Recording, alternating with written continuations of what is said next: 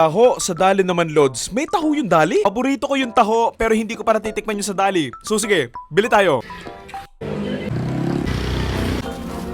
Taho. Asan yung taho? Taho. Meron sila dito ng Delight. Fresh and strawberry. May milk tea. Calamansi. Baka cold. Pero walang taho. Sige, wala na kayo ng parang taho po. Sadly, wala. Next branch tayo. Okay, second branch. Taho. Let's go. May Yakult. Baka cold. Yun o.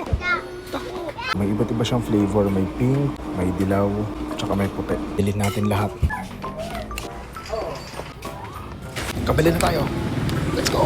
Okay, nakauwi na nga ako and nakabili na nga ako ng mga taho sa dali. Ulat nga ako, tatlong klase pala to. Itong dilaw is mango flavor. Next is itong pink is strawberry flavor. And next is ito yung classic. Hindi ko alam kung pwede pa ba itong kainin kasi nakalagay dito yung expiry date niya is ito July 13. Tapos ito parehas July 16. Eh, anong araw na ba ngayon? July 16. So, hanggang ngayon ko na lang siya pwede kainin. Itong July 13, I'm not sure if pwede pa. Pero sige, tikman natin. Sumakit chan ko dito, dali na ko. Maghanap na kayo ng abogado nyo. Anyway, ano bang unang magandang tikman dito? Siguro ito na lang muna mango. Kasi ito yung expired na eh. Kasi alam ko ito yung date na ginawa siya. Tapos ito yung expiry date, di ba? Ayan, ito 16. Tapos ito 16 din. So, ang tawag pala dito is So Yeah by Queen Bee. So yeah, no? Ang witty, no? So yeah, to so yeah. Okay, buksan na natin. Oops. So dito pala, ito yung arnibal, I think. And hindi pa siya nakahalo. So, pagkabili mo, ikaw pa yung maghahalo. Ay, hindi pa to panis. Kaya pala nakatago no? Panis na pala. Okay, yan. Buksan na. Watery niya. Alam mo yung sa taho, yung tinatanggal yung tubig. Tuwang-tuwa ako doon ng bata ako ginagaya ko. Kaya ganyan. Kaya ganyan. Lagyan na natin tong arnibal. Pakahirap naman buksan. Ano kayo, KFC?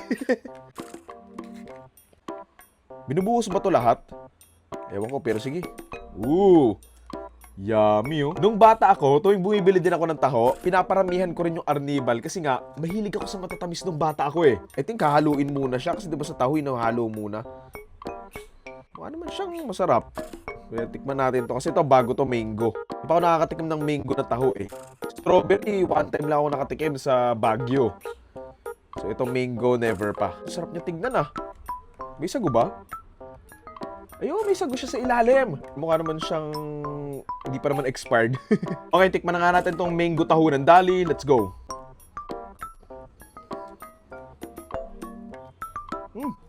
Yung mismong taho. Ito ano ba tawag dito? Soya? Kalasa naman niya yung nabibili lang sa mga kanto. Last yung mangga, pero hindi sobrang strong na nakakaumay. Kumbaga, perfect lang yung pagkaka-mango flavor niya na malalasaan mo pa rin talaga yung pagiging taho niya. Akala ko nga madami yung madami masyado yung arnibal, pero sakto lang din pala kasi ngayong nahalo ko na, na-spread out naman din siya ng maayos. Konti lang yung titikman ko dito para may lamang pension ko para dun sa dalawa. Drop! Game, next! So ito namang strawberry. Alala ko dati ng bata ko, inis na inis ako palagi. Kasi lagi kong hindi nahahabol yung mga tataho. Lagi ang bibilis nila tumakbo no? Para sila si Usain Bolt eh. Siyempre mo, may buot-buot sila ganyan taho. Ayaw magbenta eh. Pagkatawag mo, nako, nandun na sa kabilang barangay. Yummy. Haluin na nga natin. Smell test.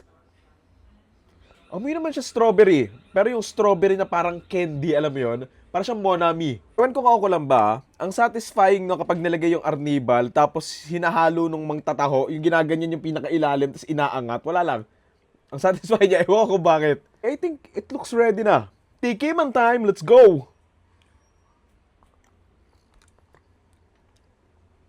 Lasa lang siyang taho. Nilagyan ng Monami. Hindi ko gusto masyado yung pagkaka-blend. If you know what I mean, pagkakahalo niya. Masyadong strong yung strawberry niya. Which okay lang naman. Pero mas preferred ko yung mango. So far yung napapansin ko, kahit na maraming arnibal, hindi sobrang tamis. And okay lang yung, sakto lang yung serving niya. Yup. Lalo na yung sago-sago. Sarap niya kagat-kagatin eh. Game. Das. Yung classic. Ako umay kumain ng matamis.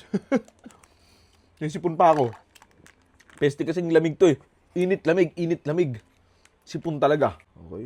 Naku po, binuksan ko na to. Di ko pa to nabubuksan. Ang hirap pa naman buksan itong kabila. Pwede ko pa ito malapag, kaso matatapon. Yun, nabuksan din. Yan. Sa pagkakaintindi ko, ito nga yung classic na taho. So, ito yung talagang normal yung color white. Tapos yung may arnibal and ito talaga. Dito natin malalaman kung masarap talaga to. Kasi ito yung madalas kong nabibili nung bata ako eh. Ngayon kasi wala nang nagtataho ngayon dito eh. Siguro wala na rin masyadong bumibili. Sarap tignan no? Parang yung normal na taho lang na nabibili. Okay, nahalo ko na. So, pinakahuli. Let's go, tikman na natin to.